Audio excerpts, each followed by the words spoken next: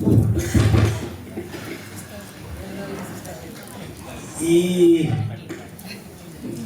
ಕಚೇರಿಗೆ ವರ್ಣಾರ್ಪಣೆ ಏನಕ್ಕೆ ಬೇಕಾಗುತ್ತೆ? ಏನು ಬೇಕಾಗಿಲ್ಲ. ಆದರೆ ಪ್ರೀತಿಯಿಂದ ಥ್ಯಾಂಕ್ ಯು ಅಂತ ಒಂದು ಮಾತು ಹೇಳಬೇಕಾಗುತ್ತೆ. ಅದನ್ನು ನಾನು ಕಚೇರಿನ ಹೇಗಿತ್ತು ಅಂತ ಹೇಳಿಕ್ಕೆ ಶುರು ಮಾಡಿದ್ರೆ ಅದೊಂದು ಕಾದಂಬರಿ ಆಗುತ್ತೆ. ಅದು ಮುಂದಿನ ವರ್ಷ ಜನವರಿವರೆಗೂ ಹೇಳ್ಕೊಂಡು ಹೋಗುತ್ತೆ. ಯಾಕಂದರೆ ಅಷ್ಟು ವಿಚಾರಗಳಿದೆ, ಅಷ್ಟು ಸಮಾಚಾರಗಳಿದೆ. ಇವತ್ತು ನುಡಿಸುವ ವಿಚಾರಗಳಲ್ಲಿ ರಾಗದ ಬೆಳವಣಿಗೆ ನಮ್ಮ ಇಷ್ಟು ಸಾಕಾಗಲಿಲ್ಲ, ಹಿಂದೂಸ್ತಾನಿ ಸಾಕಾಗಲಿಲ್ಲ ಅಂತ ಕರ್ನಾಟಕ ಬೇರ್ಲಾಗೆ ಬಿಟ್ಟಿದ್ದಾರೆ.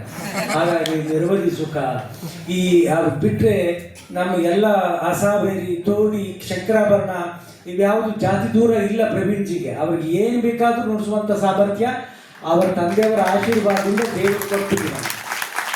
ಆ ಒಂದು ಕ್ಲಾರಿಟಿ, ಆ ಸಂಗತಿಗಳಲ್ಲಿ ಇರ್ತಕ್ಕಂಥ ಭಾವನೆಗಳು, ಇನ್ಸ್ಟ್ರೂಮೆಂಟಲ್ ಮ್ಯೂಸಿಕ್ನಲ್ಲಿ ಇರ್ತಕ್ಕಂಥ ಒಂದು ವಿಶೇಷವಾದ ಶಕ್ತಿ ಇತ್ತು.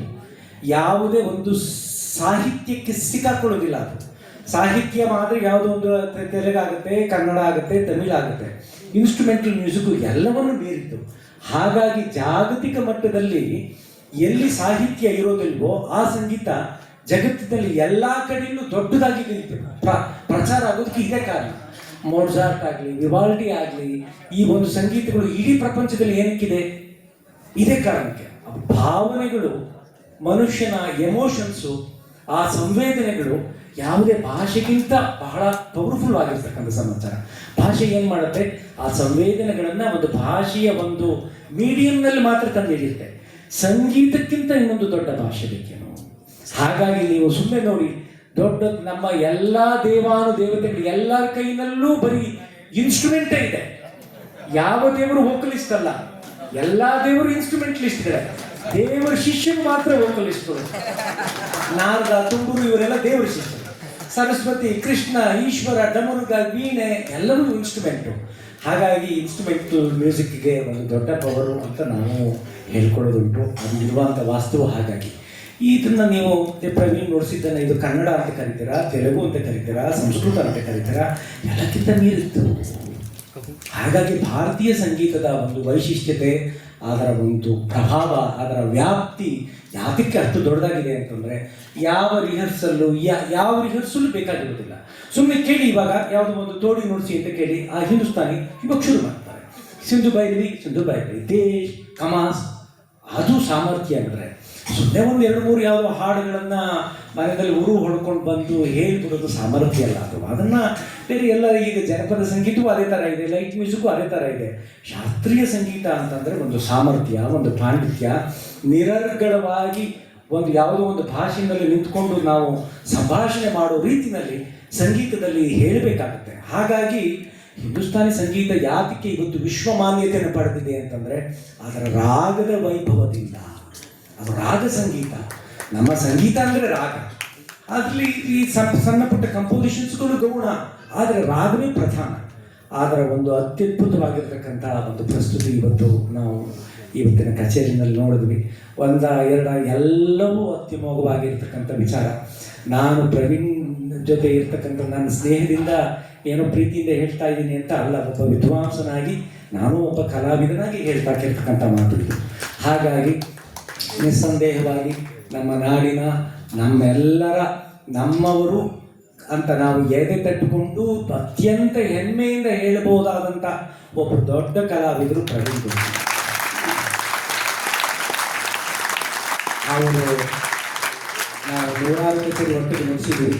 ಅವ್ರ ಕಚೇರಿ ಎದುರುಗಡೆ ಕೂತ್ಕೊಂಡು ಕೇಳೋದು, ನಾನು ಅವ್ರ ಕಚೇರಿ ಕೇಳೋದು, ನನ್ನ ಕಚೇರಿ ಅವ್ರು ಕೇಳೋದು ಸ್ವಲ್ಪ ವಿರಳ ಆಯಿತು. ಆದರೆ ಇವತ್ತು ಆ ಥರ ಆಯಿತು. ಹಾಗಾಗಿ ನನಗೆ ಬಹಳ ಸಂತೋಷ ಆಯಿತು. ನನ್ನ ತಂದೆಯವ್ರ ಮೇಲೆ ಅವ್ರಿಗಿರ್ತಕ್ಕಂಥ ವಿಶೇಷವಾದ ಗೌರವ, ನಮ್ಮ ಮೇಲೆ ಇರ್ತಕ್ಕಂಥ ಸ್ನೇಹ, ನಮ್ಮ ಸಭೆ ಮೇಲೆ ಇರ್ತಕ್ಕಂಥ ಒಂದು ಪ್ರೀತಿ, ಈ ಎಲ್ಲದರ ಕಾರಣವಾಗಿ ಅವರು ನಮ್ಮ ಜೊತೆ ಬಂದಿದ್ದರು, ಇವತ್ತು ನುಡಿಸಿದ್ದಾರೆ. ನಮ್ಗೆ ಅಷ್ಟು ಸಂತೋಷ ಆಗಿದೆ. ನಮ್ಮೆಲ್ಲರಿಗಿಂತ ಹೆಚ್ಚು ಸಂತೋಷ ಬಹುಶಃ ನಮ್ಮ ತಂದೆಯವರಿಗೆ ಆಗಿರುತ್ತೆ ಅಂತ ನಾನು ಭಾವಿಸ್ಕೊತೀನಿ. ಅವರಿಗೆ ನಿಮ್ಮೆಲ್ಲರ ಪರವಾಗಿ ಹೃತ್ಪೂರ್ವಕವಾಗಿರ್ತಕ್ಕಂಥ ಒಂದು ಧನ್ಯವಾದಗಳನ್ನು ನಾನು ಸಮರ್ಪಣೆ ಮಾಡ್ತೀನಿ. ಶಾಲೆಯಲ್ಲಿ ಏನು ನುಡಿಸ್ತಾ ಇದ್ದಾನೆ, ಅವನ್ನ ವಾಪಸ್ಸು ಬೆಂಗಳೂರಿಗೆ ಬಿಡಬೇಕಾ, ಮೈಸೂರಲ್ಲಿ ಇಟ್ಕೋಬೇಕಾ ಅಂತ ನಾವು ಮಾತಾಡ್ಕೋತಾ ಇದ್ದೀವಿ. ಅವನ್ನ ಹಾಗೆ ಟ್ರೈನ್ ಮಾಡಿದ್ದಾರೆ. ಒಬ್ಬ ವಿದ್ವಾಂಸನ್ನ, ಒಬ್ಬ ಕಲಾವಿದನನ್ನು ಟ್ರೈನ್ ಮಾಡೋದು, ಅವನಿಗೆ ಹೇಳಿಕೊಡೋದು, ಅದರಲ್ಲೇ ಮುಳುಗಿಸಿರೋದು ಈಗಿನ ಆಧುನಿಕ ಕಾಲಘಟ್ಟದಲ್ಲಿ ಎಷ್ಟು ಕಷ್ಟ ಇದೆ ಅಂತ ನಿಮಗೆ ಗೊತ್ತಿದೆ. ಇವುಗಳೆಲ್ಲರ ಪ್ರಭಾವ ಹಿಂದೆ ಋಷಿಮುನಿಗಳು ಯಜ್ಞ ಮಾಡಬೇಕಾದ್ರೆ ರಾಕ್ಷಸರು, ದೇವ, ಭೂತ, ಪಿಶಾಚಿ ಬಂದು ಕೆಡಿಸಕ್ಕೆ ಅಂತ ಬರ್ತಿತ್ತಲ್ಲ, ಈಗ ಇದ್ರ ಮೂಲಕ ಬಂದಿವೆ ಅಲ್ಲ. ನಮ್ಮ ಸಂಸ್ಕಾರ ಸಂಸ್ಕೃತಿಗಳನ್ನು ಕೆಡಿಸಕ್ಕೆ ಅಂತ ಆಗದ ಶಾಪಗಳೆಲ್ಲ ಇವುಗಳ ಮೂಲಕ ಬಂದಿದೆ. ಇಷ್ಟೆಲ್ಲ ಇದ್ರು ಟಿವಿ ಗಿವಿ ಯಾವ ಬಾಲಿವುಡ್ ಅಂತೆ, ಕ್ರಿಕೆಟ್ ಅಂತೆ, ಅದಂತೆ ಇದಂತೆ ಇವುಗಳನ್ನೇ ವೈಭವೀಕರಣ ಮಾಡ್ತಿರ್ತಕ್ಕಂಥ ಒಂದು ಸೊಸೈಟಿನಲ್ಲಿ ನಮ್ಮ ಶಾಸ್ತ್ರ, ನಮ್ಮ ಸಂಪತ್ತು, ನಮ್ಮ ಸಂಸ್ಕೃತಿ ಸಂಸ್ಕಾರ, ನಮ್ಮ ಭಾರತೀಯತೆಗಳನ್ನು ಎತ್ತಿ ಹಿಡಿತಕ್ಕಂಥ ಒಂದು ಕಲೆಗಳನ್ನೇ ಪ್ರೊಫೆಷನ್ ಆಗಿ ತಗೋಬೇಕು ಅಂತಂದರೆ ದೊಡ್ಡ ಚಾಲೆಂಜ್ ಇದೆ. ಇದಕ್ಕೆ ಏನೆಲ್ಲ ಸ್ಯಾಕ್ರಿಫೈಸ್ ಮಾಡಬೇಕು, ಅದನ್ನು ಮಾಡ್ತಾ ಇರ್ತಕ್ಕಂಥ ಇನ್ನೊಂದು ಫ್ಯಾಮಿಲಿ ನನಗೆ ಅಷ್ಟು ಹೆಮ್ಮೆ. ಅಷ್ಟು ಸ್ಯಾಕ್ರಿಫೈಸ್ ಮಾಡಿದ್ರು ಎಂಡ್ ಪ್ರಾಡಕ್ಟು ಚೆನ್ನಾಗಿರುತ್ತೆ ಅಂತ ಗ್ಯಾರಂಟಿ ಇಲ್ಲ. ನೀವೆಲ್ಲ ಸ್ಯಾಕ್ರಿಫೈಸ್ ಮಾಡಿ ಕೊನೆಗೆ ಅದು ಟುಸ್ ಅಂತ ಪಟಾಕಿ ಸಿಡ್ದೋಗ್ಬಿಡ್ಬೋದು. ಆದರೆ ಇದು ಅತ್ಯದ್ಭುತವಾಗಿ ಇಷ್ಟೆಲ್ಲ ಮಾಡಿದ್ದಕ್ಕೆ, ಶ್ರಮ ಪಟ್ಟಿದ್ದಕ್ಕೆ, ಅವರ ತಾತ ಅವರ ತಂದೆ ಮಾಡಿದ್ದಕ್ಕೆ ಅದರ ಹೂವು ಪ್ರಖರವಾಗಿ ಬೆಳಕೊಂಡು ಆ ಮೊಳಕೆ ದೊಡ್ಡದಾಗಿ ಬೆಳೀತಾ ಇದೆ. ಬಳ್ಳಿ ಗಿಡವಾಗಿ ಗಿಡ, ಮರವಾಗಿ ಮರ ಹೆಮ್ಮರವಾಗಿ ಬೆಳೀತಾ ಇದೆ ಅಂತ ನೋಡೋದಕ್ಕೆ ಸಂತೋಷ ಆಗುತ್ತೆ. ತುಂಬ ಖುಷಿ ಆಯಿತು, ನನಗೆ ಭಾಳ ಸಂತೋಷ ಆಯಿತು. ಆಮೇಲೆ ಮಾತಾಡ್ತೀನಿ ಇನ್ನೊಂದ್ಸರಿ ನಿಮ್ಮ ಜೊತೆ. ತುಂಬ ಸಂತೋಷ ಆಯಿತು. ಆವಾಗ ನಿಮ್ಮೆಲ್ಲರ ಆಶೀರ್ವಾದ ಇರಲಿ ಅಂತ ಅನ್ಕೊಳ್ತೀನಿ.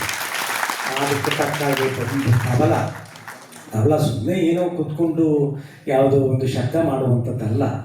ತಬಲಾದ ವೈಖರಿಯೇ ಬೇರೆ. ತಬಲ, ಮೃದಂಗ ಪ್ಯಾರಲ್ ಆಗಿ ಬೆಳ್ಕೊಂಡ್ಬಂದಿರ್ತಕ್ಕಂಥ ಎರಡು ಪರ್ಕಷನ್ ಇನ್ಸ್ಟ್ರೂಮೆಂಟು. ಕರ್ನಾಟಕ ಸಂಗೀತದಲ್ಲಿ ಮೃದಂಗ ಬಂದಿದೆ. ಇದು ತಬಲಾದಲ್ಲಿ ಅದರದ್ದು ಕಂಪೋಸಿಷನ್ನು, ಆ ತಾಳ, ಆ ಲಯ, ಆ ಗತಿ, ಅದರ ಮೂಲಕವಾಗಿ ಅದರ ರಾಗದ ವೈಭವವನ್ನು ಇನ್ನೊಂದಿಷ್ಟು ಪುಷ್ಟೀಕರಿಸ್ತಕ್ಕಂಥ ರೀತಿಯಲ್ಲಿ ತಬಲ ನುಡಿಸ್ಬೇಕು ಅಂತಂದರೆ ತಬಲದ ಸಂಗೀತ ಗೊತ್ತಿರಲೇಬೇಕು. ಸುಮ್ಮನೆ ಯಾವನು ನೀವು ಟೇಬಲ್ನ ಟಂಗ್ ಜಿಂಗಿ ಜಿಂಗಿ ಜಿಂಗಿ ಅಂತ ಕುಟ್ಟವನ್ನ ಬಂದು ತಬಲ ಕಲಿಸೋಕ್ಕಾಗೋದಿಲ್ಲ. ತಬಲದವರಿಗೆ ಸಂಗೀತ ಬರಲೇಬೇಕಾಗುತ್ತೆ. ಬರದೇ ಇದ್ದರೆ ಆ ಸಂವೇದನೆ ಎಲ್ಲಿ ಸಾಧ್ಯ? ಮನೆಯಲ್ಲೇ ತಂದೆಯವರ ಮೂಲಕವಾಗಿ ಇರುವಂಥ ಆ ಫ್ಯಾಮಿಲಿನಲ್ಲಿ ಸಂಗೀತದ ಸಂಸ್ಕಾರ ಅಲ್ಲದೆ ಬೇರೆ ಏನೇನಾದ್ರು ಬರೋದಕ್ಕೆ ಸಾಧ್ಯವೇನು? ಹಾಗಾಗಿ ನಮಗೆ ಕಿರಣ್ ಗುರ್ಕಿಂಡಿ ಅಷ್ಟು ಅದ್ಭುತವಾಗಿ ನುಡಿಸಿದ್ದಾರೆ. ಆ ಒಂದೊಂದು ಆ ಸ್ಟ್ರೋಕು, ಆ ಒಂದೊಂದು ತಿರುಗಳಿಗೆ ನಮ್ಮ ತುಪ್ಪಾಗಿ ಅದನ್ನು ಹೇಳುತ್ತೆ. ಅವರಿಗೆಲ್ಲರ ಪರವಾಗಿ ಹೃತ್ಪೂರ್ವವಾಗಿರ್ತಕ್ಕಂಥ ಒಂದು ಧನ್ಯವಾದಗಳು. ಇವರು 3 ಜನ ಆ ಫ್ಯಾಮಿಲಿನಲ್ಲಿರ್ತಕ್ಕಂಥ ಆ ಸಂಗೀತದ ಸಂಸ್ಕಾರಗಳನ್ನು ನಿರಂತರವಾಗಿ ತಗೊಂಡು ಹೋಗಲಿ, ಇನ್ನೊಂದಿಷ್ಟು 100,000 ಜನಗಳಿಗೆ ಪ್ರೇರಣೆ ಆಗಲಿ, ಸ್ಫೂರ್ತಿ ಆಗಲಿ ಅಂತ ಭಗವಂತ ಅವರಿಗೆ ಶಕ್ತಿಯನ್ನು ಕರುಣಿಸಲಿ ಅಂತ ನಿಮ್ಮೆಲ್ಲರ ಪರವಾಗಿ ಹಾರೈಸ್ತಾ ಇದ್ದೀನಿ. Thank you so much. ಇನ್ನು ನಿಮ್ಮೆಲ್ಲರನ್ನ ನಾನು ಏನಂತ ಹೇಳಿ, ನೀವು ಇಷ್ಟು ದೊಡ್ಡ ಸಂಖ್ಯೆಯಲ್ಲಿ ಬಂದುಬಿಟ್ರೆ ನಮಗೆ ನಿಜವಾಗ್ಲೂ ನಮ್ಮ ಹಾರ್ಟ್ ಇರೋದೇ ಇಷ್ಟು ತುಂಬಿ ನಮ್ಮ ಚೆಲ್ಲೋಗ್ತಾ ಇರುತ್ತೆ. ನಾನು ಮೇಲಿಂದ ಮೇಲೆ ಹೇಳ್ತಾ ಇದ್ದೀನಿ, ನಮ್ಮ ಫ್ಯಾಮಿಲಿಗಳ ಬಗ್ಗೆ ನಿಮ್ಮೆಲ್ಲರ ಪ್ರೀತಿ, ನಿಮ್ಮೆಲ್ಲರ ಆಶೀರ್ವಾದಕ್ಕೆ ನಾನು ಎಷ್ಟು ಹೇಳಿದರೂ ಸಾಕಾಗುತ್ತೆ. ನಾವು ಪೂರ್ವಜನ್ಮದಲ್ಲಿ ಏನು ಪುಣ್ಯ ಮಾಡಿದ್ವೋ ನನಗೆ 2 ಭಿಕ್ಷೆ ಸಿಕ್ಕಿದೆ. ಒಂದು ಸಂಗೀತದ ಒಂದು ಭಿಕ್ಷೆ, ಅದನ್ನು ವರ ಅಂತ ನಾವು ಕರೆಯೋದಿಲ್ಲ, ಭಿಕ್ಷೆ ಅಂತ ಕರ್ಕೋತಿದ್ದೀವಿ.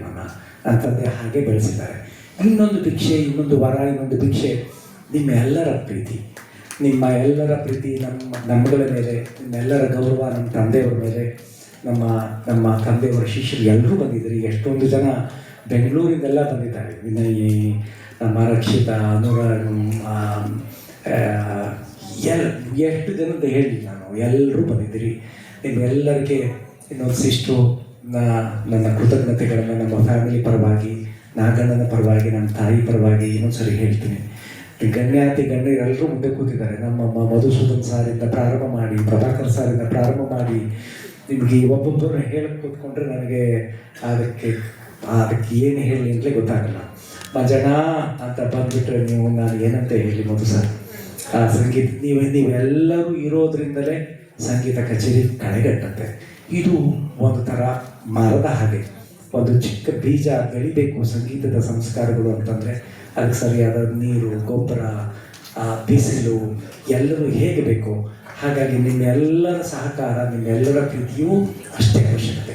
ಕಲಾವಿದನ ಅಭಿವೃದ್ಧಿಗೆ, ಕಲಾವಿದ ದೊಡ್ಡವನಾಗೋದಕ್ಕೂ ಇದಿಷ್ಟು ಬಹಳ ಇಂಪಾರ್ಟೆಂಟು ಅನ್ನೋದನ್ನು ಇನ್ನೊಂದು ಸರಿ ಪೂರ್ವಕವಾಗಿ ನಾನು ಹೇಳ್ತಾ, ನಿಮಗೆಲ್ಲರಿಗೂ ಇನ್ನೊಂದು ಸರಿ ನಮ್ಮ ಕುಟುಂಬದ ಪರವಾಗಿ, ನಮ್ಮ ತಂದೆಯ ಎಲ್ಲ ಶಿಷ್ಯರ ಪರವಾಗಿ, ಪ್ರಮುಖವಾಗಿ JEC ಸಂಗೀತ ಸಭೆಯ ಪರವಾಗಿ ನಿಮ್ಮೆಲ್ಲರಿಗೂ ಹೃತ್ಪೂರ್ವಕವಾಗಿರ್ತಕ್ಕಂಥ ಧನ್ಯವಾದ ಹೇಳ್ತಾ ಇದ್ದೀನಿ. ನಮಸ್ಕಾರ.